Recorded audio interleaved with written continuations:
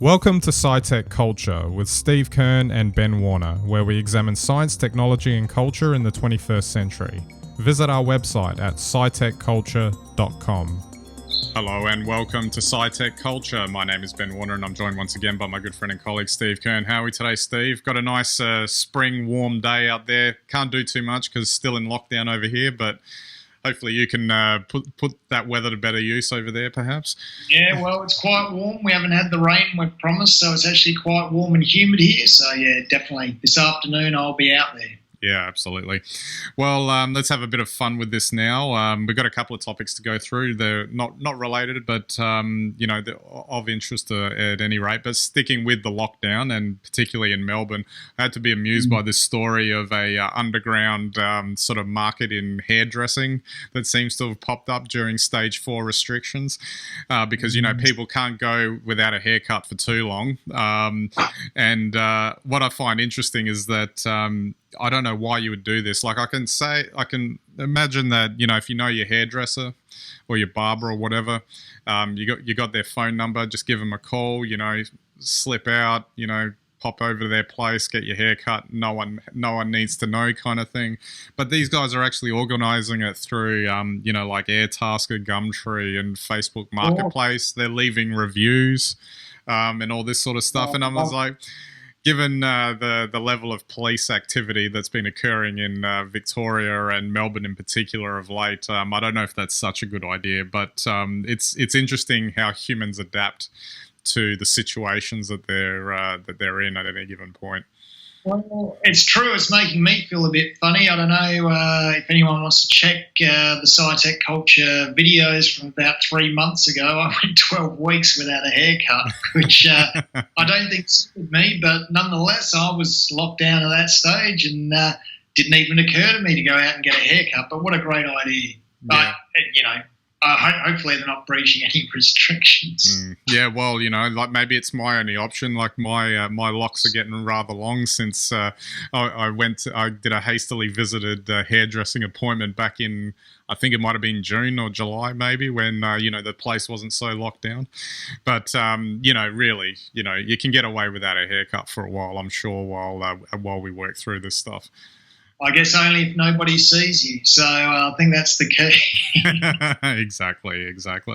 All right, let's change topic now. We'll go back onto Apple. They had some new announcements in the past week or so, announcing some new Apple Watches, a new iPad Air, etc., etc. I think some people were disappointed that new iPhones weren't announced, but I'm sure they'll be coming in the next month or so whenever Apple decides to announce those. What I thought was interesting, and perhaps we can touch on this a little bit, is that, and focusing maybe specifically on the iPad Air in particular, is this idea that Apple's positioning of its products are quite interesting these days, and that they've got they've definitely gone down the entry model, the mid-tier model, and then the upper-tier Pro model as distinguishing features, so that it gives people, different things to choose depending on what they need. And what I find interesting is that the mid-tier is really the sweet spot for just about everyone, really. And it would seem that the entry level is actually pretty good for a lot of people too, but that might be more geared towards education markets and stuff like that. But the pros are for the pros, and you don't necessarily need to spend all that money for those devices. But it's interesting that they've their mid-tier is actually pretty good and is actually probably the better option for most people given the price points that they're advertising these things at. Absolutely. I mean, obviously they're thinking about this a lot now. I still think it, even though when you put it that they've got an entry level, a mid, and then a pro level, that sounds really good. But actually, when you go in there, trying to identify what's mid tier as opposed to pro or entry is not that easy. But you're absolutely right. I mean, look, even if you get the entry level Apple product of whatever Apple product it is generally pretty good. It won't have those top end features, but in a lot of instances, I'm not sure you can use the top end features unless you're actually a pro. Well, that's made me wonder about, the iPad Pro I've got that, apart from 4K video editing, I don't know if, and maybe some photo editing if I was into that, whether I would have any need for it beyond like what, say, the new iPad Air could offer. And that's the interesting discussion that's come out of these recent announcements, is that a lot of the iPad Air is really who's really covering most bases for most tasks that you would be using it for, including some of the higher end stuff, considering they put the latest chip into the iPad Air, and the iPad Pro now has the older one in it. So it's quite an interesting little dynamic they've got going there. Well, that's right. And I think that's always what's nice about Apple, that even if you have one of the less spec models, you still have always just enough performance to do something pretty cool. You might not be able to sustain it for hours, as you would need for a pro application. But if you're trying to do something, at a pro level, and you're just trying to give it a go, well, there's nothing on an Apple to stop you. But I can tell you what, on a PC, there's plenty of obstacles. And yes, that's why we still love Apple. Yeah, absolutely. And I guess we can revisit this in about another month or so's time, because I'm pretty sure they're going to announce those new Apple Silicon Macs for the first time, and that'll be where it gets really interesting. Well, for me, it's the first time probably in 10 years I've been interested, so we'll check them out. Yeah, absolutely. All right, and changing track again, just on something, again, still with technology, and I guess this is more of a broader topic around the invasiveness of screen time in our lives, I guess, and specifically the way kids are basically... a lot of their time is monopolized just staring at screens all day. I mean, it's it's not like the good old days where it was just the TV on the stand that would be taking everyone's time. It was, there's multiple computers, there's tablets, there's smartphones, and given the propensity for potentially using those screens as a tool to keep the kids occupied as well, it can be a bit difficult to sort of sever it at some point, because doing simple things like getting out of the house, getting outside in the fresh air, spending time with others and that sort of thing is of beneficial use from a mental health perspective, and it can be hard to really manage a lot of that stuff. Well, I think you've just hit the nail on the head. If sitting down was the new smoking, I think that's already done, because everyone's got standing desks. I think the new mental health thing will be screen time in the future, and I think not just kids but adults, everyone needs to do less time on the screen. We're going to work on the screen, we're commuting on a screen, our cars have screens, there are screens all around us, and I think that is changing the way that we think, and that's something that people have been saying for a decade now, but I think we're starting to see it. Yeah, and it's interesting that obviously there's a focus on getting the kids out and about. I guess similar to what I think the argument being that, like, when we were growing up, that's all we did because there wasn't any screens around. I mean, I obviously grew up eventually with computers and stuff in the house, but they didn't monopolize the amount of time that they do, I guess, these days. But I guess the important point too, it's not just the kids, it's that adults can fall into this trap as well, because you can just get, your eyeballs sort of stuck on the screen and you don't leave because it's too engaging and too addictive in a way. It's a constant battle for every parent. You go to the park with your kids and, like, they're doing something, so you check your phone, If they see you do that, what do you think they're going to do? Yeah. So it's a battle for all of us because we're so connected. So I don't know if it's probably disappointing, that COVID's brought us together through screens, I think in a positive way.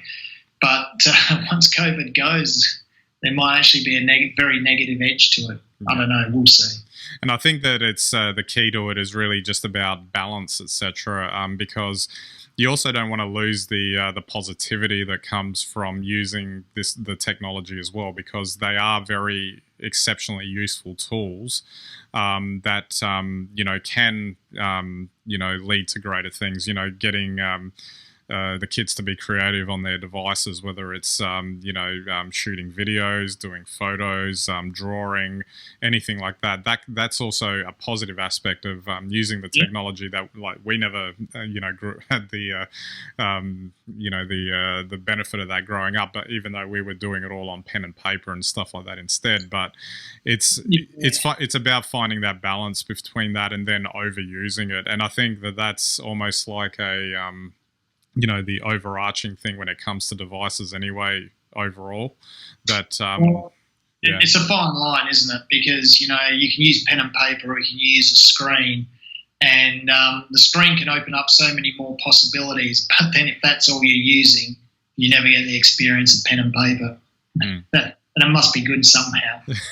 Absolutely. I haven't done any sort of research into it, but I have to wonder what I guess teaching and in the classrooms like these days with trying to get kids to re-engage with those old analog methods of pen and paper writing out. And I just hope that that's still part of what's going on out there. I don't know because I haven't asked, but it would be good to know that that's still happening. Well, it still happens, but unfortunately by the time you get to high school, that's it for pen and paper pretty much. And then you have to leave it to Apple to, and other companies, I guess, to come up with a electronic pencil so you can write on the screens that they deliver. It never feels right, though. I still prefer to take notes by hand, but, then you have to transfer them to a screen. It's crazy. Yeah. And I don't like writing. I've got ink on my PCs, and I like it for specific things, but I don't like it for long or complicated tasks. Pen and paper's best for that. And I have wondered about that because, if you're quickly taking notes and you've got a device, wouldn't you use the fastest method possible to get whatever it is you need into the device as opposed to, handwriting it so that it can turn it into text anyway? It's a curious thing. It's interesting, and I wish someone would do some sort of research on it, but I find that the process of using your hands to put on paper, there's obviously a mental connection between your head and your hands, so the thoughts in your head are going to your hands. And there seems to be something for me that's a lot more a deeper sort of, relationship with what I write on paper than there ever is on the screen. Yeah. So. Oh, well, hopefully that'll all wrap itself up at some point and it'll all come out nice and we find that nice equilibrium for everyone. Next generation will all be on screen then. You and I are dinosaurs. Yeah. And we'll be in our old person's chairs just taking it easy and wondering what it's all about. That's right. Yeah, exactly. All right, Steve, we might wrap it up there. I think I might have to head out and enjoy this nice weather, donning the face mask. Yeah. Well, no. I believe we're allowed 2 hours now. It's all fantastic. All right. Well, you enjoy it, and stay safe in Melbourne. Yeah, absolutely. All right. So don't forget our website, SciTechCulture.com. You can get all of our links and content there. You can subscribe to our YouTube and Vimeo channels, our RSS feeds, and watch us on any and all of your devices. And we greatly appreciate your visits to our website. All right. So that's it for this episode. We'll catch you next time.